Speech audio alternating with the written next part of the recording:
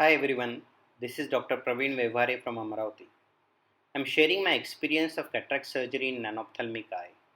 This 45-year-old female presented to me with high hypermetropia of plus 15 diopter with a raised intraocular pressure with medications. She has been underwent a yak peripheral arectomy and she has diagnosed as a case of chronic angle closure glaucoma. Her axial length is around 15.26 mm.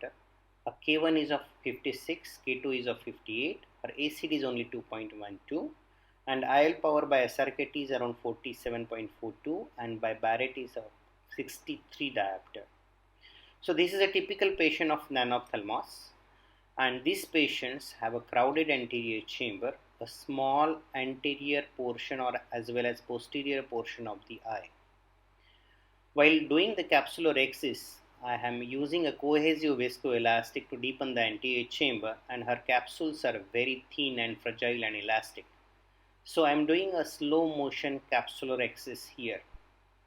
After finishing the capsulorhexis, I found that her iris is prolapsing through the main incision. I am using a cohesive viscoelastic to put the iris back into the anterior chamber. At this point of time, her intraocular pressure was okay. As her nucleus was very soft, there was no difficulty while aspirating the nucleus by the phaco probe. I needed a very little phaco power and the nucleus is aspirated very easily. As you all know, these eyes are prone to have a fluid misdirection. So as soon as I finished my phacoing, I found that her iris is coming through the main incision again and again. After repositing the iris with the help of iris spatula, I could note that her eye has become very tense, and it was really difficult to put the iris back even with the cohesive viscoelastic. So when I check the eye, then I found the eye is stony hard. So continuing the surgery at this point of time would have created a lot of complications. So I have decided to stop the surgery. I removed the speculum and decided to give IV mannitol, and after waiting for around 2 hours, the patient was shifted again in the OR. To begin with, the eye was not very hard.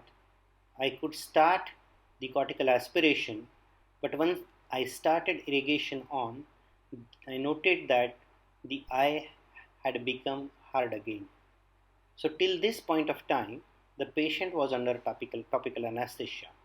So I have decided to do the vitrectomy, and for that I will need anesthesia. So I have given her a posterior subtenon anesthesia, and I have injected a trocar and cannula from the pars plana.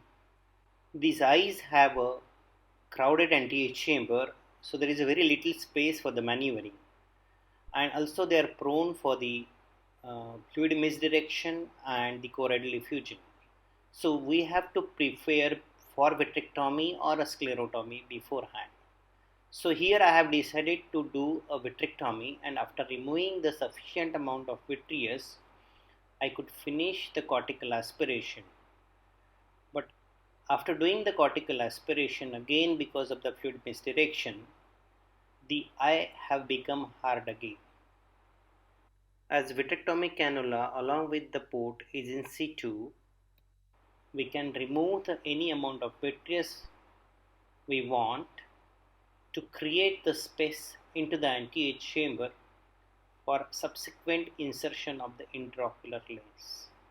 So this is the second time I am doing the vitrectomy. After removing the vitreous, I am implanting the 60 diopter intraocular lens from IOCare, and you can note that there is a disparity between the size of the lens and the size of the eye. Because of the small size of the eye, a small capsulorhexis and a very elastic capsule, I had difficulty while putting the intraocular lens inside the capsular bag. So I have to do a few manipulations, have to struggle to put the trailing haptic into the capsular bag. But with the help of patience, a high cohesive viscoelastic, I could put the leading haptic inside the capsular bag. Even after doing so much of vitrectomy, I was still hard and there was a very little space into the anterior chamber. After doing the intraocular implantation, when I tried to put air inside the anterior chamber, it was not retaining, so I have to remove the vitreous again by the vitrectomy. And after removing the vitreous by the vitrectomy, I could form the anterior chamber, and after that I have removed the cannula and closed the sclerotomy wound. Thank you so much for watching.